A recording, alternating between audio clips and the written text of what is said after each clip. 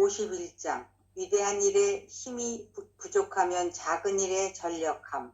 1절 주님의 말씀. 아들 딸아, 너는 덕행에 대해 항상 열렬한 마음으로 매진할 수는 없으며 또 고상한 관상 기도를 언제나 계속해 나갈 수도 없을 것이다. 사람은 원죄로부터 오는 부패한 인성을 갖고 있기 때문에 어떤 때에는 낮은 데로 내려가서 실증이 나더라도 부패한 생활의 짐을 지게 될 것이다. 죽을 육신을 지니는 동안에는 염증을 느끼고 마음의 고통을 느낄 수밖에 없다. 그러므로 너는 영혼을 살피고 천상의 관상기도에 정진하지 못하게 하는 육신의 짐을 생각하며 탄식해야 한다. 2절 그런 때에는 자신을 새롭게 하기 위하여 다른 일을 하고 좋은 행위를 하면서 내가 올 때와 하늘로부터의 방문을 기다리는 것이 좋다. 또 내가 너를 다시 찾아와 모든 근심 걱정을 없애줄 때까지 현세에서의 귀양살이와 마음의 건조함을 참고 견디는 것이 좋다. 나는 네 모든 수고를 잊어버리게 해줄 것이며 마음의 편안함을 누리도록 해줄 것이다. 성경의 풀밭으로 인도하여 마음껏 내 계명의 길을 걷게 해줄 것이다. 그때 너는 장차 우리에게 계시될 영광에 견주면 지금 이 시대에 우리가 겪는 고난은 아무것도 아니라고 생각합니다. 라고 할 것이다. 아멘. 네. 51장 위대한 일에 힘이 부족하면 작은 일에 전력함이라는 제목인데 위대한 일이라는 게 사실은 하느님이 하시는 일이 위대한 일이지. 하느님의 성령의 힘이 내 안에서 작용하는 것들, 이것이 내 안에서 온전하게 들어오지 않으면 작은 일에 전력함으로써 점점점 하느님의 위대한 일을 알아차리게 될 수 있다, 이런 뜻인데, 그렇죠. 하느님의 위대한 일은 존재 자체가 처음부터 축복이었죠. 그래서 이걸 오리지널 블레싱, 온 축복 상태로 우리가 세상에 살게 되었더라. 그죠? 지금 여기 이것이야말로 하느님의 은혜와 축복과 은총 가운데 살고 있는 거예요. 그러니까 존재 자체가 온 축복이야. 열린 마음으로 계속 매진할 수 없는 한계가 종종 우리에게 드러나지만 이 온 축복을 우리가 온전히 인식하고 있지 못하기 때문에 한계를 느끼는 거죠. 그래서 이렇게 얘기합니다. 아들아 딸아, 너는 덕행에 대해 항상 열린 마음으로 매진할 수는 없다. 또 고상한 관상 기도를 언제나 계속해 나갈 수도 없다라고 하는 얘기를 해요. 그게 이제 우리의 인간의 현실이 한계. 근데 이 한계가 한계일 수밖에 없는 것은 온전한 하느님의 온 축복을 경험하지 못하기 때문이다, 이런 거죠. 그냥 지금 여기 있는 그대로 지금 이대로가 이미 하느님의 온전한 축복 가운데 살면서도 그것이 우리 관상 상태를 계속 유지할 수 없는 한계가 있다는 것을 우리가 인정할 수밖에 없는 것은 이 온 축복은 하나의 세계거든요. 이미 있는 이 세계를 사는 거거든요. 그런데 우리는 보는 나와 보여지는 너, 주관과 객관이라고 하는 이혼론의 세상으로 바라보는 순간 하느님을 따로 있다고 보면서 비로소 이제 한계를 봉착하게 만드는 거예요. 이 하느님 안에 하느님과 함께하는 이 온 축복을 온전하게 내가 경험하면 이런 한계는 근본적으로 없어요.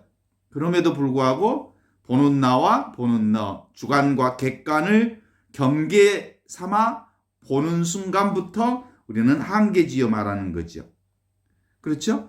보는 나와 보는 대상이 있어서, 모양이 따로 있어서 이 세상이 따로 있다고 하는 생각을 가지면 우리는 결국 세상의 논리에서 떠날 수가 없는 거예요.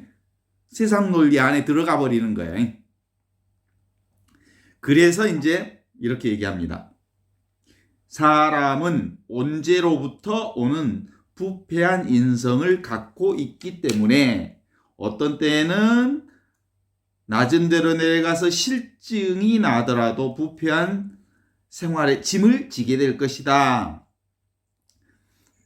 죽을 육신을 지니는 동안에는 염증을 느끼고 마음의 고통을 느낄 수밖에 없다. 그러므로 너는 영혼을 살피고 천상의 관상 기도에 온전히 정진하지 못하게 하는 육신의 짐을 생각하며 탄식해야 한다. 이렇게 얘기하죠.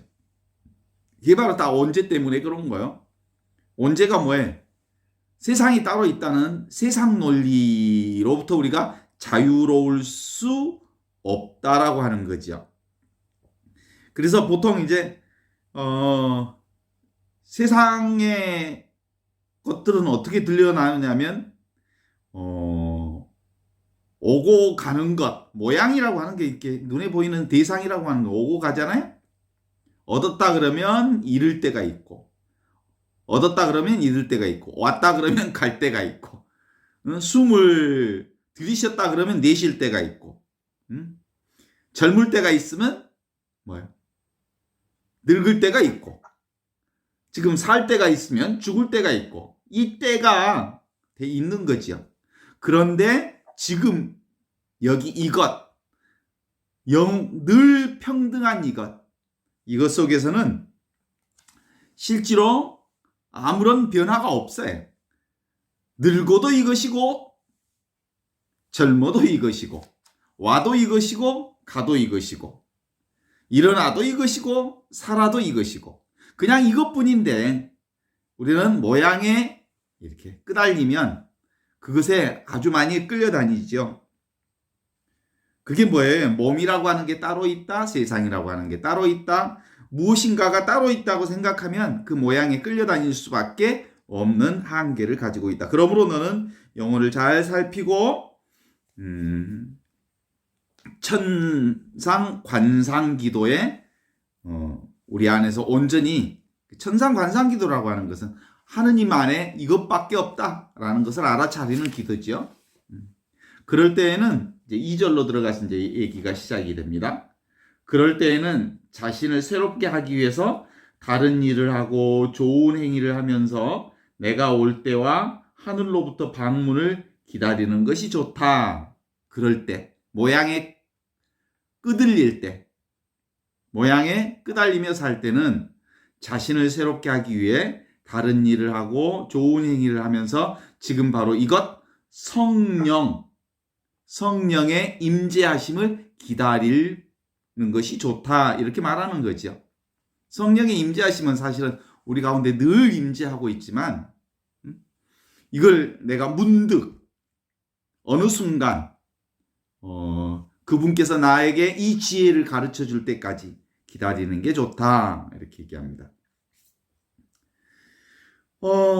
또 내가 너를 다시 찾아와 모든 근심 걱정을 없애줄 때까지 현세에서 귀양살이와 마음의 건조함을 참고 견디는 것이 좋다.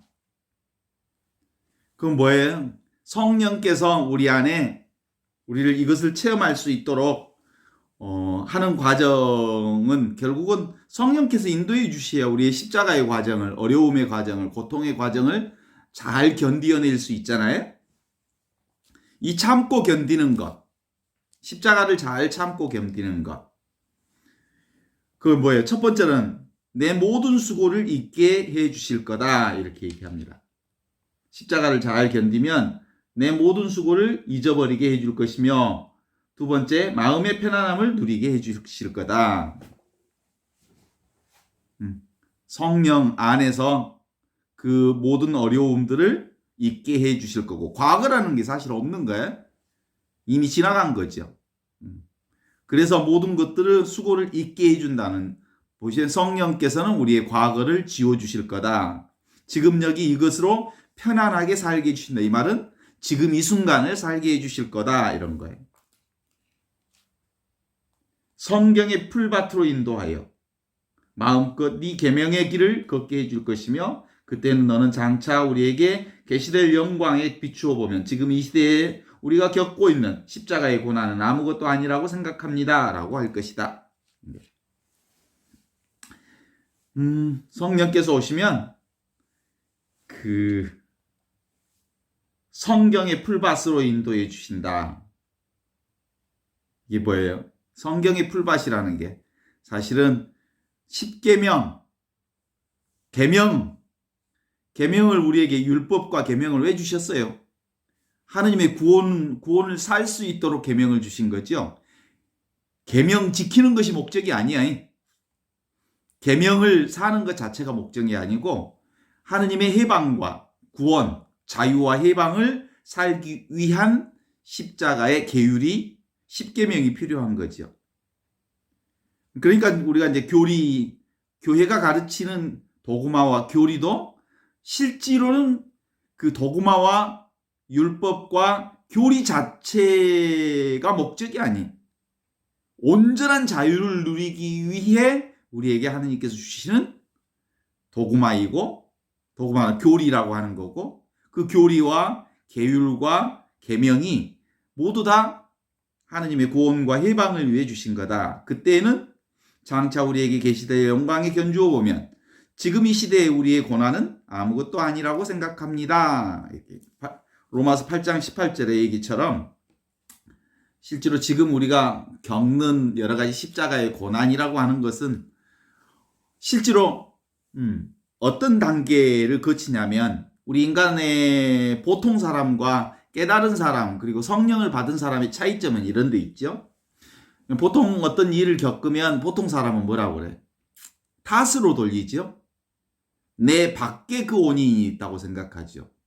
그래서 누구 때문에 무엇 때문에 무슨 사건 때문에 내가 이런 십자가와 어려움을 겪었다라고 생각하면서 그 원인을 늘 밖에다가 그 원인을 돌리는 거죠. 그게 이제 보통 사람들의 삶의 방향이죠. 그런데 성인 성녀들은 그리고 정말로 성인 성녀들의 길을 걷는 사람들은 탓을 밖에다 돌리지 않고 뭐라고 그래? 내 탓으로 돌리죠. 내 문제다. 내 탓이다.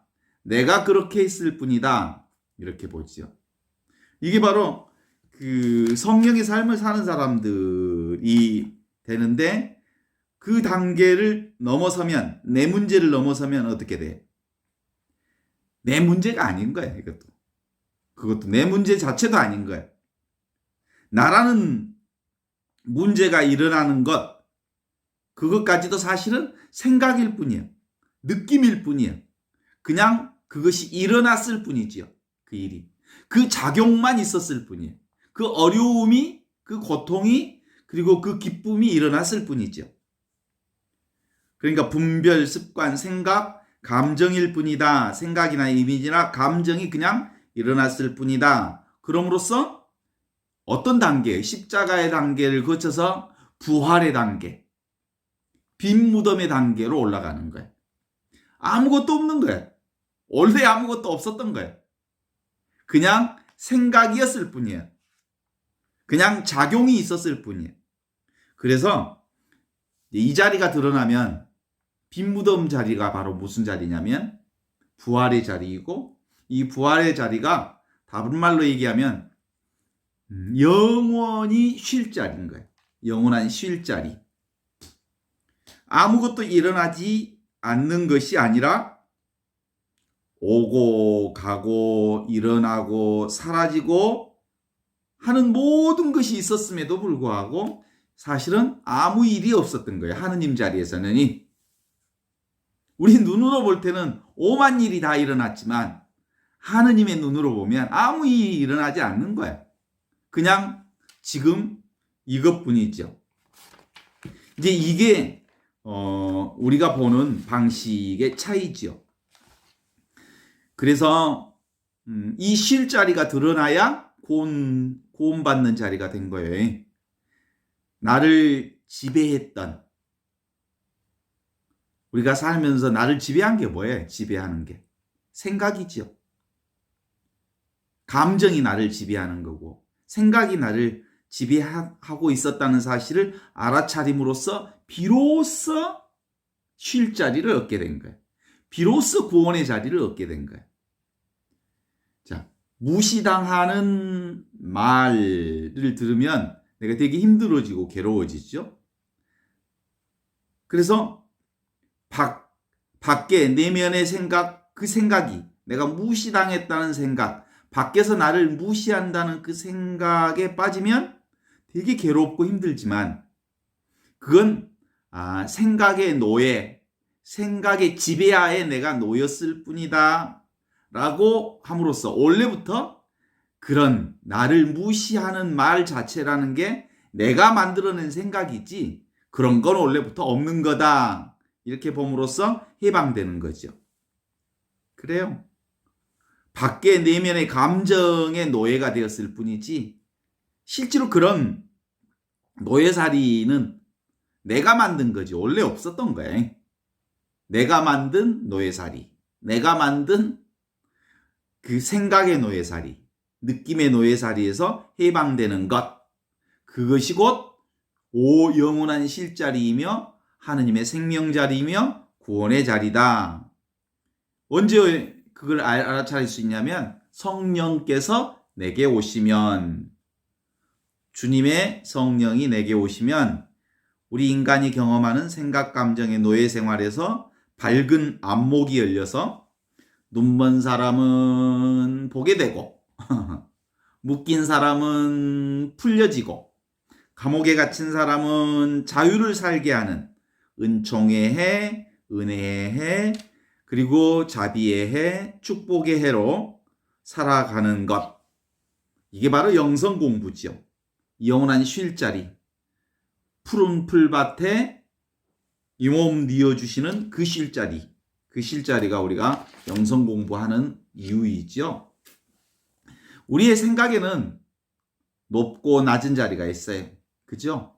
깊은 생각도 있고 높은 생각도 있고 얕은 생각도 있고 감정도 높은 아주 깊은 감정도 있고 얕은 감정도 있지만 생각 감정이 일어나는 지금 바로 이 자리는 생각 감정이 없는 자리인 거예요. 그러니까 생각 감정이 일어나는 그 자리가 바로 생각 감정이 없는 하느님의 쉴 자리인 거예요. 그렇죠? 그러니까 생각 감정이 일어나는 자리는 생각 감정이 없는 자리하고 동일시된 자리예요. 똑같은 자리예요. 그냥 알아차기만 하면 돼. 그거. 내 생각이 여기서 일어나는구나. 그런데 내 생각이 일어나는 그 자리가 생각이 없는 자리에서 생각이 일어나는 그곳이구나. 같은 거예요. 그래요? 티나 선생님 어디 살아요? 파주 사나요? 경기도 살지요, 경기도.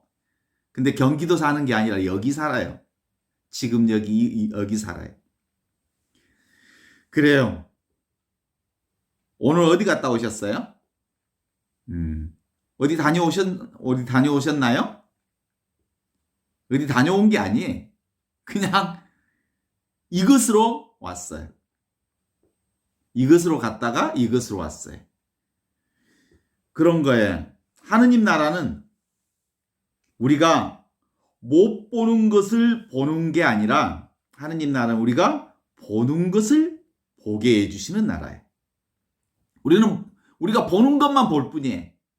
아는 것만 알 뿐이에요.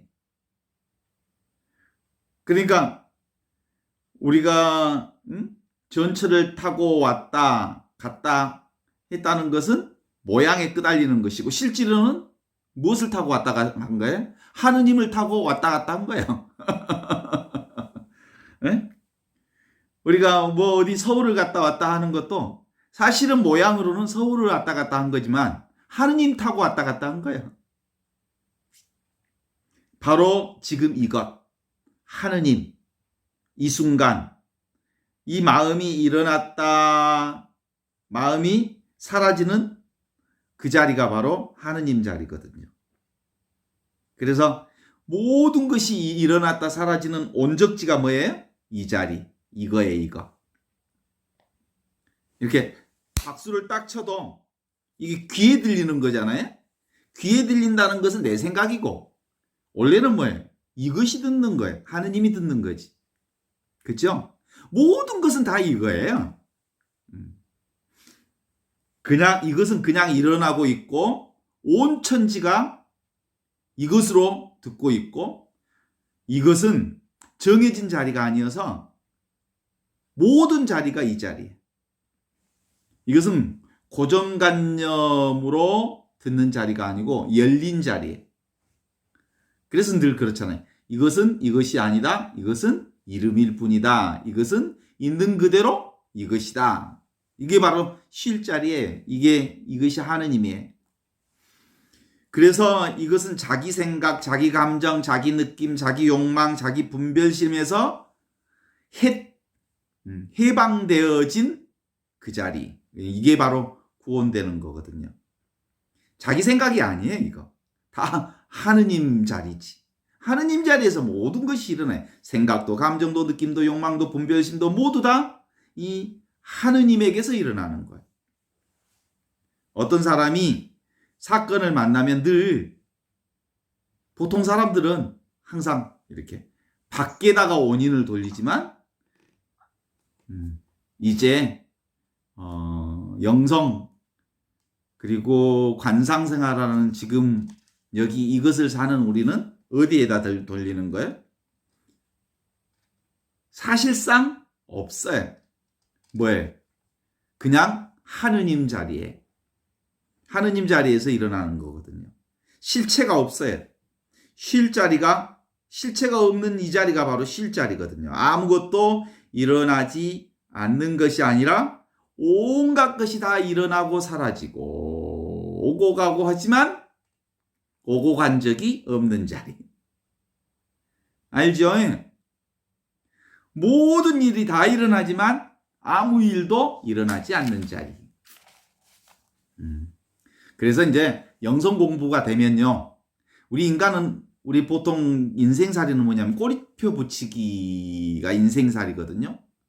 뭐든지 거기다가 꼬리표를 붙여. 그런데 이제 영성 공부가 되면 꼬리표를 떼버려요.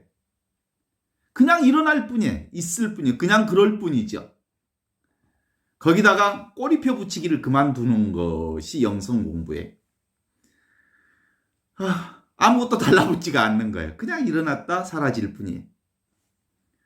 그래서 텅 빈 허공과 같은 이것 없이 계시는 하느님을 늘 알아차리는 거예요. 그죠? 이제 꼬리표 붙일 이유가 없어요. 거기다가 이유를 붙일 이유가 없어요. 그냥 일어났다 사라지는 그것일 뿐이다. 그것을 알아차리면 얼마나 쉬워지는지 몰라요. 삶이. 이게 쉴 자리예요.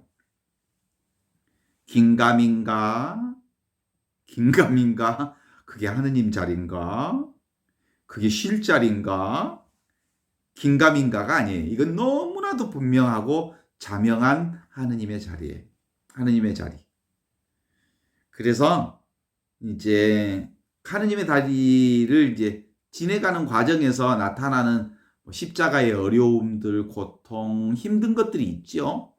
그런데 그것을 1차적으로는 내 탓으로 돌리지만 내 탓으로 돌리는 단계까지를 넘어서는 자리이죠.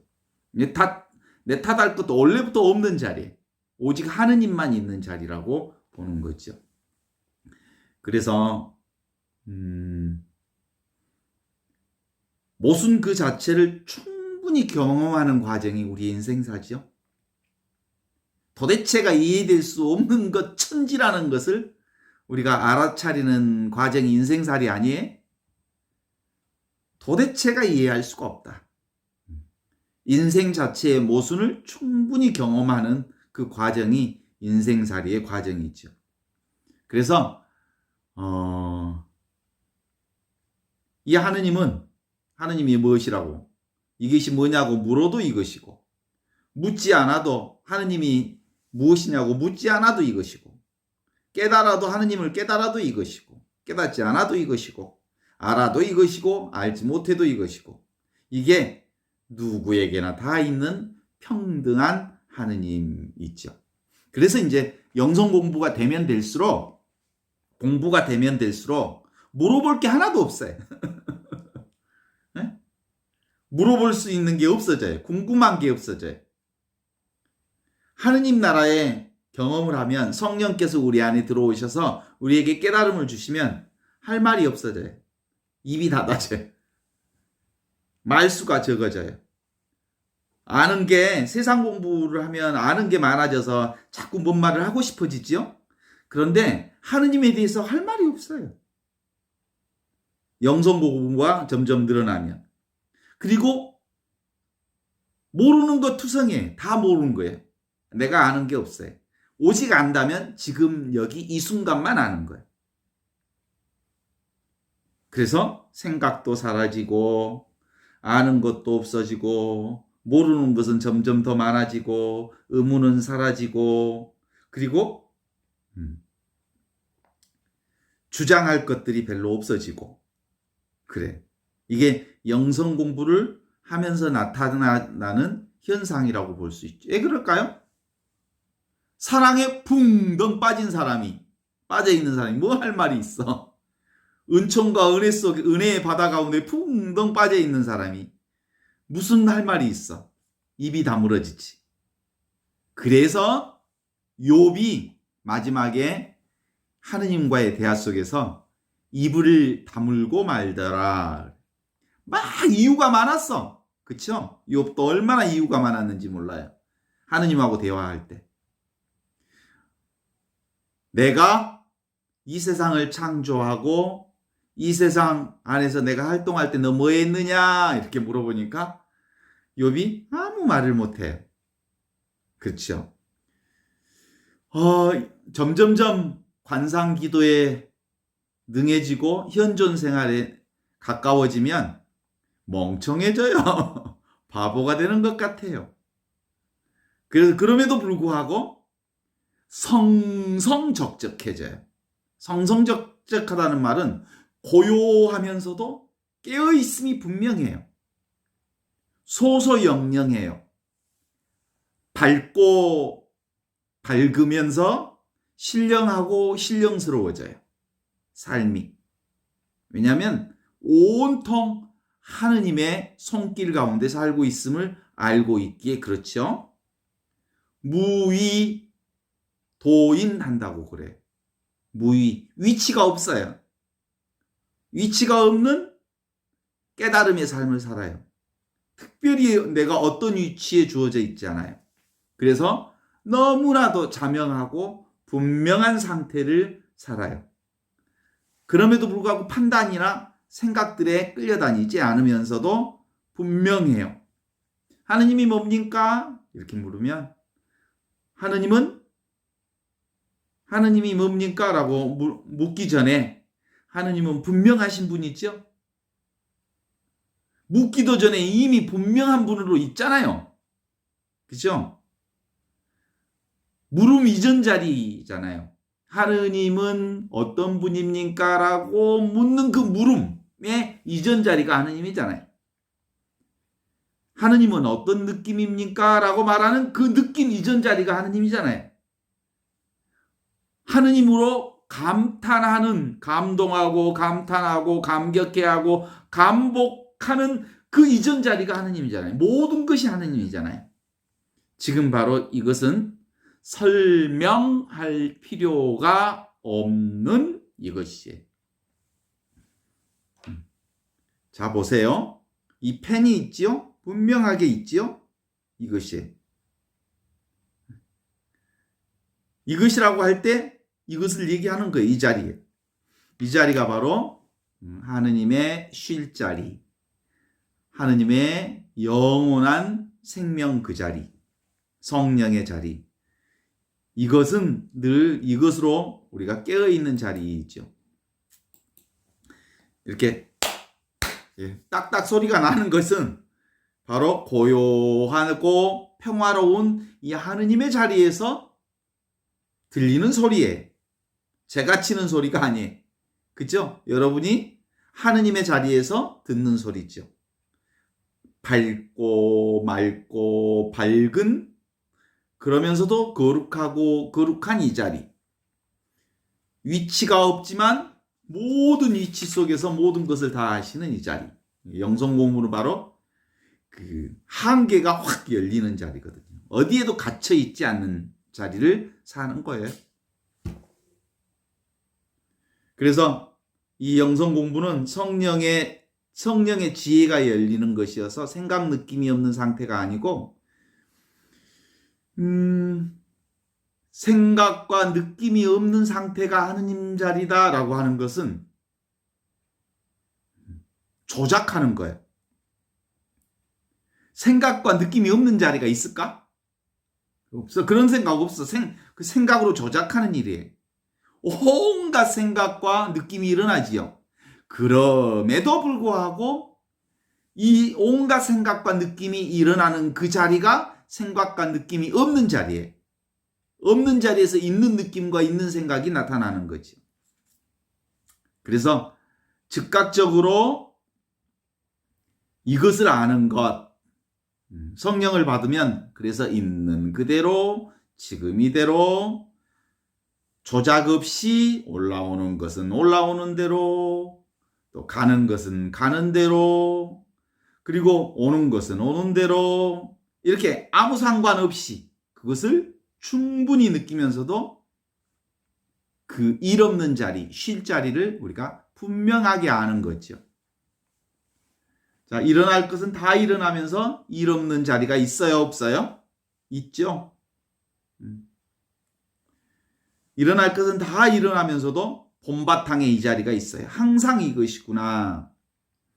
그래서 늘 이제 모든 것을 다 하되 함이 없는 자리. 모든 것을 다 느끼되 느낌이 없는 자리. 모든 것을 다 하는데 함이 없이 한다라고 하는 거죠. 그래서 아하, 이거구나. 이게 이제 바로 그 자리를 알아차리는 경험들이죠.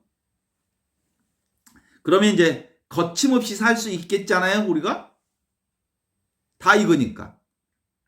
온갖 것이 일어나는데 일어남이 없는 그것. 온갖 것이 다 느껴지는데 그 느낌에 끄달리지 않는 그것. 온갖 것을 다 생각하는데 그 생각에 끌려다니지 않는 그 자리가 우리가 쉴 자리예요. 하느님의 자리. 모든 것을 다 보는데 온갖 것을 다 보는데 그 봄에 끌려다니지 않는 그것. 그 자리. 그래서 이 영성 공부는 마음을 안정시키려고 애쓰지 마세요. 그냥 일어나면 일어나는 대로 그냥 그것을 바라보는 거예요. 화가 나면 화를 내요. 그런데 화 안 내려고 막 자기 점검들을 엄청 하지요.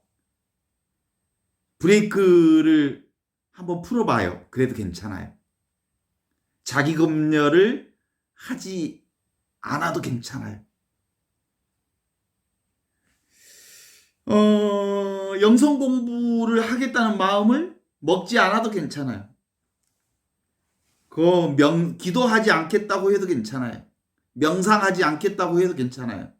그래도 있는 그대로 지금 이대로 오직 그 하느님의 현존, 하느님의 사랑 가운데 우리가 있다는 것을 알게 되는 거죠. 오직 그냥 존재 자체로만 있어 보세요 라고 말씀드리고 싶어요. 오직 그냥 의도적으로라도 나를 있는 그대로 내버려 둬봐요.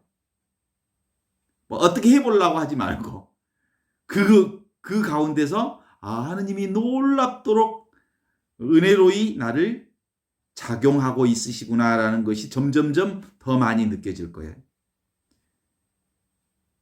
망상, 생각이 온통 쌓여 있다면 망상은 어떤 특징이 있냐면 망상이라고 하는 생각은 망상이나 생각이 내 안에 있을 때는 진짜 그것이 있는 것 같아요. 생각 속에 빠지면. 그런데 그 생각을 내려놔봐요. 그러면 아무것도 아니에요. 아무것도 아닌 것을 내가 그 생각을 품고 있으면 그것이 정말 있는 것 같아요. 그런데 사로잡히지만 않으면 내려놓기만 하면 있기는 있는데 사로잡히지 않아요. 그래서 늘 그렇게 얘기하거든요. 있는 것을 없다고 여길 뿐 없는 것을 있다고 여기지 마라. 그렇게 얘기해요. 이게 다 놓아버려라 이런 뜻이에요. 실체가 없기 때문에 놓아도 돼요. 뭔만 있어요? 하느님만 있으니까. 그래서 분별심이라고 하는 건 참 묘해요. 정말 정말 묘해요. 생각이라는 요놈은 얼마나 묘한 놈인지 몰라요. 신출규묘란 이 생각이라는 묘한 놈이에요. 생각하면 분명히 있어요. 그리고 그 속에 빠져요. 그런데 그 생각과 분별을 내려놓으면 없어요. 한순간 없어져요. 그래요. 집착하면 있는데 내려놓으면 없는 것. 포기하고 내려놓으면 아무것도 아니에요. 그런데 사람들이 내려놓기가 힘들지요. 포기하기가 힘들지요. 그래서 사람들이 이렇게 열심히 하고 있습니다 라고 뭘 물어보면 그래요. 열심히 하고 있습니다. 열심히 공부하고 있습니다. 열심히 일하고 있습니다. 열심히 직장 생활하고 있습니다. 개뿔? 그런 거 지 생각이에요. 그냥 살 뿐이지. 뭔 열심히야, 열심히는. 그죠? 열심히 살아요? 그냥 살 뿐이지. 열심이라는 말을 붙이는 것은 자기 생각이에요. 자기 생각, 자기 고집, 자기 집착, 자기 망상으로 뭔가를 하고 있다고 착각하고 있는 거예요. 그냥 그저 살 뿐이에요. 그냥 존재할 뿐이에요. 그냥 숨 쉴 뿐이에요. 그냥 있을 뿐이에요. 그래서 없는 것을 있다고 여길 뿐, 있음을 있다고 여기는 것, 그것이 뭐예요? 있음의 병이라고 그래요. 없이 계시는 하느님만 있어요. 그죠? 오직 없이 계시는 하느님. 하느님이 없는 분이에요. 없는데 계시는 분이에요. 그 하느님으로부터 모든 것이 나왔다가 그 하느님에게로 다시 들어가는 것이거든요. 지금 바로 이것이 그것입니다. 그래서 이 하느님 나라는 우리가 막 찾는다고 해도 안 되고 만나도 안 되고 그래요. 찾는다는 말은 무슨 뜻이에요? 여기가 없으니까 저기서 찾는다는 말이거든요. 근데 이미 여기 있거든요. 하느님을 만난다는 말은 뭐예요? 없는 하느님을 만나겠다는, 지금 여기 없는 하느님을 저기서 만나겠다는 말이죠. 이미 만나고 있는데 뭘 만나요, 만나기는. 진지하게 물어보세요. 한번. 그죠? 한번 영성 공부에 대해서 한번 진지하게 물어봐요. 자기한테. 그러면 드러나요. 자기도 모르는 게 분별하는 마음이 너무너무 많아요. 지금 바로 이것 아세요? 이제 느껴져요? 그리고 분명해요? 지금 바로 이것이 없이 계시는 하느님이라는 게 분명해요? 고개 한번 끄덕거려 봐요. 아니면 고개 한번 저어보시고. 지금 바로 이것이 분명합니까? 이게 하느님이라는 게? 진짜 한번 자신한테 진지하게 물어보여요. 내가 지금 바로 이것을 하느님으로, 없이 계시는 하느님으로, 주님으로 고백하고 있는가?